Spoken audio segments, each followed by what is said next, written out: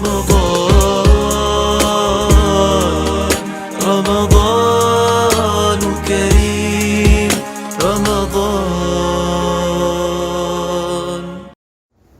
بسم الله والحمد لله والصلاة والسلام على رسول الله.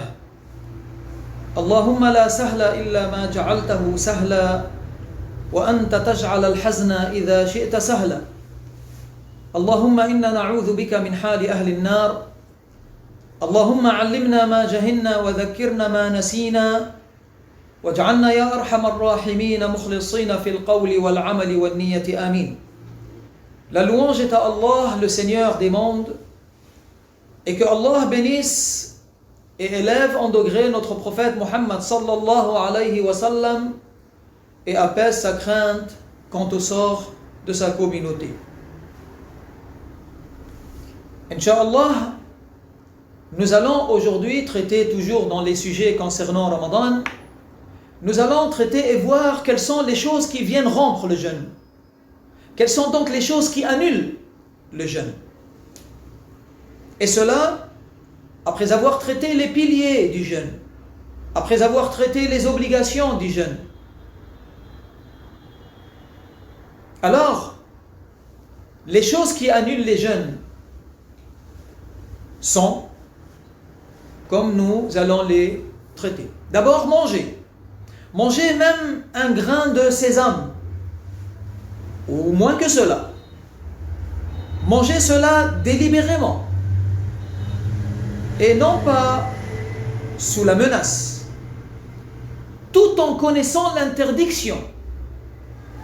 Mais également boire, même une goutte d'eau, ou une goutte de médicament.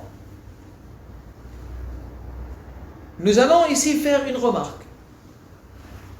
La poussière du chemin n'est pas préjudiciable, ni le tamissage de la farine. Et ce, en raison de la difficulté qu'il y a pour s'en préserver. Il n'est pas préjudiciable non plus de goûter la nourriture, à condition de ne rien en avaler. Celui qui a exagéré dans le rinçage de la bouche ou du nez, lorsqu'il fait le wudu par exemple, si bien que l'eau a pénétré dans son corps, alors celui-là, il aura rompu son jeûne. S'il fait sortir sa salive, il la fait sortir de sa bouche, même si c'est jusqu'à l'extérieur de ses lèvres, puis il l'y a réintroduite et l'a avalée, alors celui-là aussi, il aura rompu son jeûne. Mais tant que la salive reste en contact avec la langue de la personne, c'est-à-dire que cette salive, tant qu'elle ne sort pas de la bouche, s'il l'avale, il ne rompt pas le jeûne. S'il rassemble de la salive dans sa bouche et l'avale sans qu'elle ne soit changée, sans qu'elle n'ait été mélangée avec autre chose, cela n'est pas préjudiciable s'il avale. Quant au fait d'avaler les glaires, c'est-à-dire les sécrétions de la gorge ou des poumons ou autres, ici il y a un détail. Si ces sécrétions ont été avalées à partir de l'intérieur de la bouche, alors cela va rompre le jeûne. Si c'était à partir de ce qui est en dessous du lieu de la sortie de la lettre Ha, même si dans ce cas-là il avale, ça ne rompt pas le jeûne. Toutefois, dans l'école de l'imam Abu Hanifa, le fait d'avaler ces sécrétions ne rompt pas le jeûne, dans le madhab Abu Hanifa. Mais si on les avale après qu'elles soient parvenues jusque, même si on les avale, selon Abu Hanifa, même si on les avale après qu'elles soient parvenues jusqu'à la langue, pour lui, ce n'est pas cause d'annulation du jeûne. Cependant, si le jeûneur avale sa salive, une salive qui a été altérée par exemple par la fumée de la cigarette qu'il aurait fumée avant l'aube, ou par autre chose qu'il aurait consommée avant l'aube, cette salive qu'il va avaler est une salive qui n'est pas elle-même, mais une salive mélangée à quelque chose qui est venu l'altérer, elle sera cause d'annulation de son jeûne. S'il a été gagné par le vomissement, puis une fois qu'il a cessé de vomir, avale sa salive altérée avant de laver sa bouche, alors son jeûne est annulé. Car cette salive est souillée, elle est souillée par le vomi qui est parvenu jusqu'à sa bouche. Quant à la fumée qui parvient dans le corps du jeûneur, provenant d'un fumeur de cigarettes installé à côté de lui, par exemple dans la voiture, cette fumée n'annule pas le jeûne de celui qui ne fume pas et qui a reçu la fumée et qui l'a avalée, mais lui il ne fume pas. Son jeûne n'est pas annulé par cette fumée. Il en est de même pour la fumée de l'encens et pour la respiration du parfum. Cela n'annule pas le jeûne. Si quelqu'un prend du parfum et respire ce parfum, son jeûne ne sera pas annulé. Ce n'est toutefois pas le cas de celui qui fume lui-même une cigarette, car il s'en détache des petites particules qui parviennent jusqu'à l'intérieur du corps du jeûneur qui avale ce qu'il a fumé. Le lavement des orifices inférieurs, antérieurs ou encore postérieurs annule le jeûne. De même, la goutte dans le nez et dans l'oreille annule le jeûne si le médicament parvient jusqu'à l'intérieur du corps. Il y a toutefois divergence concernant l'oreille, puisque selon un avis, la goutte dans l'oreille n'annule pas le jeûne. Quant à la goutte dans l'œil, elle n'annule pas le jeûne, de même que l'injection à travers la peau et les vaisseaux, ça n'annule pas les jeûnes. Le jeûne n'est donc pas rompu pour celui qui s'est également évanoui durant le jour de Ramadan et s'est réveillé sans que son évanouissement ait duré toute la journée. Une personne s'évanouit durant la journée de Ramadan, mais d'un évanouissement qui ne dure pas toute la journée.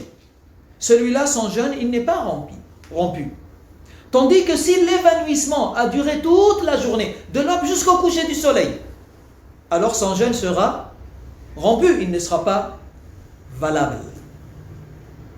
Si le jeûneur est atteint de folie, ne serait-ce qu'un instant, alors le jeûne est rompu. De même si les menstrues ou les lochis surviennent à la femme, même juste avant le coucher du soleil, son jeûne est également rompu.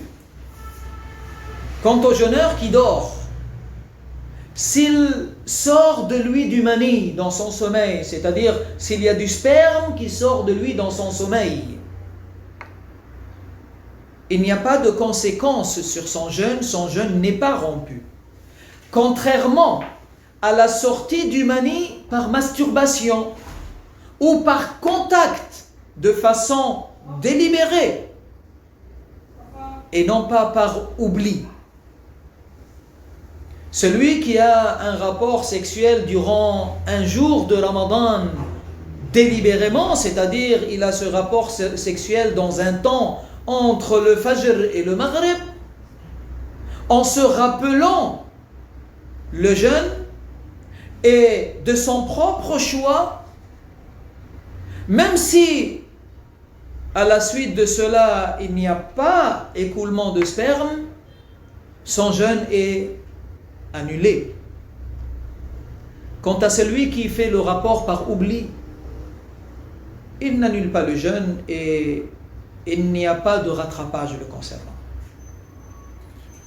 D'autre part, celui qui s'est réveillé junub d'un rapport ou autre. Junub, c'est-à-dire en état de janaba, c'est-à-dire dans une situation qui nécessite le ghusl, qui nécessite le lavage. Comme par exemple, il se réveille suite à un rapport sexuel ou suite à l'écoulement de sperme qui s'est passé durant la nuit, mais qui n'a pas encore purifié. Celui-là, il fait le jeûne de ce jour et il fera le ghusl plus tard pour la prière. Il est rapporté que Aïcha radiyallahu anha a dit, dans ce sens approché dans ce hadith, rapporté par l'imam al-Bukhari, qu'elle ait dit que le messager de Allah sallallahu alayhi wa sallam était atteint par l'aube. C'est-à-dire que l'aube arrive alors qu'il était junub de sa femme. Puis il faisait le ghusl et il finissait le jeûne. Cela signifiait que Nabi alayhi salatu wa salam, même le fait qu'il était junub, par le fait qu'il était junub, il faisait quand même le jeûne, mais le lavage était un lavage concernant sa situation de janaba pour effectuer et pour pouvoir effectuer la prière et non pas pour pouvoir jeûner le jeûne de Ramadan. Parmi les choses qui rompent le jeûne, il y a également le fait de commettre une mécréance volontairement. C'est-à-dire de dire une parole de mécréance, non pas par lapsus, mais volontairement. Que cette parole ait été dite en plaisantant ou en étant en colère, il n'y a pas d'excuse. Par son propre choix, en se rappelant le jeûne ou pas. En effet, aucun acte d'adoration n'est valable avec la mécréance. Aucun acte d'adoration ne peut être valable pour celui qui est en état de mécréance. Et rappelez-vous, lorsque nous avons parlé de l'abstinence, nous avons dit qu'il faut s'abstenir de l'apostasie, qu'il faut s'abstenir de la mécréance. Et cette mécréance, cette abstention de l'apostasie et de la mécréance, il faut la faire durant Ramadan et à l'extérieur de Ramadan. Maintenant, quant au fait d'embrasser l'épouse avec désir, il est interdit s'il craint l'émission de manie, et il est dit que c'est déconseillé. Toutefois, il n'annule pas le jeûne lorsque embrasser sa femme n'entraîne pas la sortie de sperme, la sortie de manie. Quant au hadith qui signifie 5 choses annulent le jeûne: le regard interdit, le mensonge, la médisance, rapporter les paroles des uns aux autres pour s'aimer la discorde, et le baiser. Ce hadith n'a aucune authenticité. Il n'a jamais été dit par le messager sallallahu alayhi wa sallam. Ce hadith, il ne remonte pas au prophète. Il n'y a aucune chaîne de transmission, il n'y a aucune authenticité dans ce hadith. C'est une parole attribuée mensongèrement au prophète Muhammad sallallahu alayhi wa sallam, et que l'on prenne garde de cela.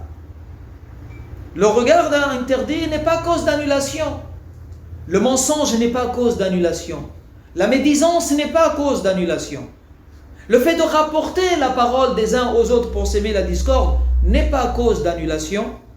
Et le baiser n'est pas cause d'annulation, même si certaines de ces choses-là sont interdites dans notre religion. Toutefois, certaines de ces choses qu'on vient de citer, c'est-à-dire regard interdit, mensonge, médisance, le fait de rapporter parole des uns des autres pour semer la discorde entre eux, ou le baiser, certaines de ces choses-là annulent les récompenses du jeûne. Comme par exemple le fait de rapporter les paroles des uns aux autres pour semer la discorde, un namima, ce qu'on appelle. Elle aura comme conséquence d'annuler la récompense du jeûne et non pas le jeûne lui-même. Alors que l'on prenne garde de ce qui est mensongèrement rapporté du messager Muhammad alayhi salatu wassalam, mensongèrement attribué au prophète Muhammad sallallahu alayhi wa sallam. Walhamdulillahi wa sallallahu ala nabiyyina Muhammad wa ala alihi wa sahbihi wa sallama. Inch'Allah, on se voit dans notre prochaine rencontre par la grâce d'Allah Ta'ala. Walhamdulillahi Rabbil Alamin. رمضان